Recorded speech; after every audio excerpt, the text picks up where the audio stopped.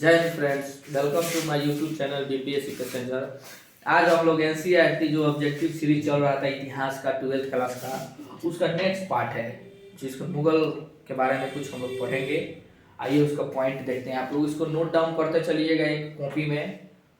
अभी तक कितना क्वेश्चन हो गया होगा शुरू से?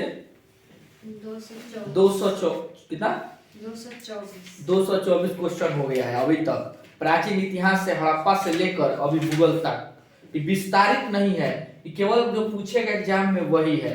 विस्तारित अलग एक क्लास चलेगा, उसमें डिटेल में पढ़ाई होगा कि उसका मतलब जड़ से लेके फुनगी तक ले, ठीक है ना। आइए देखते हैं। मुगल कालीन चित्रकला का विकास चरम पर था। किसके समय में? जहांगीर के समय में चरम पे था। क्या इनको चित्रकला से बहुत प्रेम था। क्या था? ये खुद बहुत बड़े चित्रकार थे। जैसे इनके दरबार में देखिए कौन कौन चित्रकारी थे। मंसूर थे। कौन था? मंसूर। ये थे पशु पक्षी विशेषज्ञ। क्या थे? पशु पक्षी का खूब चित्र बनाते थे, ठीक है ना। उसके बाद थे अबुल हसन। क्या थे? अबुल हसन। इनका उपाधि है जो 12th में नहीं पढ़ना है, ये नेक्स्ट कंपटीशन में पढ़ना है, उपाधि नहीं लिखवाएंगे। उसके बाद है कौन? विशन दास। कौन है? विशन दास। आप लोग लिख सकते हैं। उसके बाद है एक और है विशन दास है। उसके बाद से है मनोहर। क्या है? मनोहर। उसके बाद से दौलत। क्या है? दौलत। ये सब नाम है आदमी का, ठीक है। ये चित्रकार है सब। कौन है? पेंटर। उसके बाद आइए बादशाहनामा किसने लिखा था? अब्दुल हमीद लाहौरी। ये सब जो बादशाहनामा हो गया, अकबरनामा हो गया, पता है क्या है? ये उस मुगल काल के शासन को दर्शाता है। उसमें लिखाया गया है कि आज के समय में यूट्यूब है, चाहे आज तक न्यूज है, चाहे संविधान है, जिसमें भारत का शासन के बारे में इतिहास लिखाते जा रहा है। उस समय सब तो कुछ था नहीं, कुछ था न्यूज का प्रसारण करने वाला। तो इसीलिए इस बुक में उस सब राजा था ना, जैसे बादशाह सम्राट हो गए, अपन पूरा शासन व्यवस्था अपना राज्य के बारे में डिटेल में लिखवाते थे। तो जैसे अब्दुल हमीद लाहौरी है, अबुल फजल के चेला थे। किसके चेला? अबुल फजल के चेला थे, ठीक है। तो ई लिखे बादशाहनामा, ठीक है ना। इनका हत्या, अबुल फजल का हत्या सलीम करवा दिए। कौन करवाए? सलीम। तब बाद में अकबरनामा रुक गया, अकबरनामा को उतने तक रहने दिया गया। तब अब्दुल हमीद लाहौरी उनके चेला क्या शुरू किए? बादशाहनामा से फिर क्या लिखे? राजकाज से संबंधित जो विवरण है इसी में लिखना स्टार्ट किए। हुमायूंनामा का अंग्रेजी में अनुवाद किसने किया था? हेनरी वेबरिज। अब पूछिए आप लोग हुमायूंनामा क्या है? तो हुमायूंनामा भी हुमायूं से संबंधित था। इसको कौन लिखा था? हुमायूं की बहन। कौन लिखी? उनकी बहन का नाम क्या था? गुलबदन बेगम। क्या? गुलबदन बेगम। याद रहना चाहिए। हुमायूंनामा का राइटर कौन है? गुलबदन बेगम। ये कौन है? हुमायूं की बहन है। अकबर ने किसे राजधानी बनाया था? फतेहपुर सीकरी को। किसको? फतेहपुर सीकरी। लेकिन वहां पे मौसम इनका साथ नहीं दिया, जिससे चलते राजधानी फिर बदलना पड़ा। तुजुक के जहांगीरी की रचना कौन किए? जहांगीरी किए। चलिए, दीवान अशरफ का मतलब क्या होता है? राजस्व विभाग का अध्यक्ष। अभी राजस्व भी कौन वसूली करता है? कलेक्टर वसूली करता है, जिला का कलेक्टर। ये कौन थे? दीवान अशरफ कौन थे अकबर के समय? बोलिए। टोडरमल। नहीं के पढ़ाई हो तो घर है। बेत रिपेयरिंग खोज रहा है क्या तुम लोग? सर्विसिंग आए रिपेयरिंग करे कोई हो? कॉले पढ़ाए हैं टोडरमल, दीवान अशरफ। क्वेश्चन आता है तो कहिए रिपेयरिंग कर देंगे एक दिन बढ़िया से। भारत का अंतिम मुगल बादशाह कौन था? बहादुर शाह जफर। इतिहास है बाबू, रोज पढ़ोगी तब समझ में आएगा। छोड़ते जाओगी तो लोड बढ़ते जाएगा इसका। एक दिन बस ग्रंथ बन जाएगी ना, याद हुई। चलो, बहादुर शाह जफर कौन है? अंतिम मुगल शासक है, ठीक है। क्या कि उत्तर मुगल काल के हैं। 1 नवंबर 1858 को इनको पद से हटा दिया गया। और ब्रिटिश महारानी, कौन? महारानी एलिजाबेथ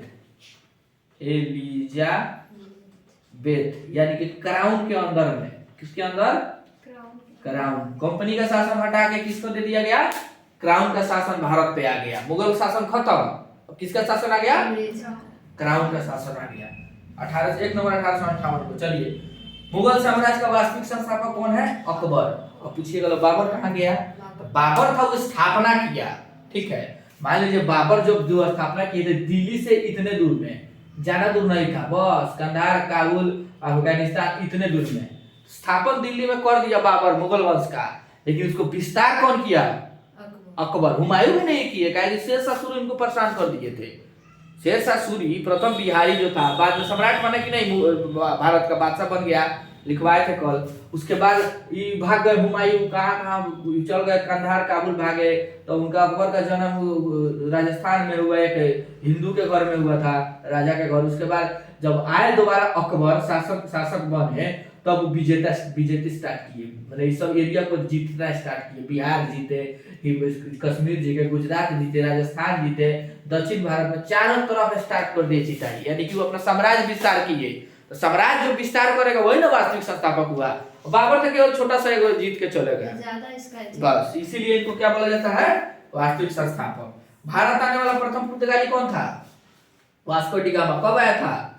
1498 में। उस समय मुगल काल आया था, अभी मुगल शासक 1498 में जब पुर्तगाली आया था, मुगल था नहीं था। किसका शासन था?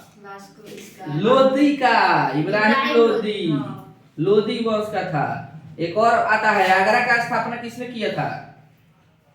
आगरा का स्थापना सिकंदर लोदी ने किया था, 1504 की 1503 के लगभग में। एग्जैक्ट। चलिए, स्वर्ण मुगलों का, अच्छा पुर्तगाली था।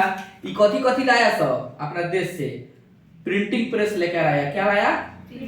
प्रिंटिंग प्रेस, जो हम लोग फोटोकॉपी कराते हैं, इसी सब का देन है। उसके बाद क्या लाया?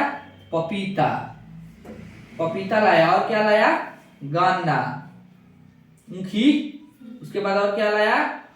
तंबाकू। और सब क्या लाया? फूलगोभी। कौन गोभी? आलू नहीं, फूलगोभी। उसके बाद और क्या लाया? टमाटर।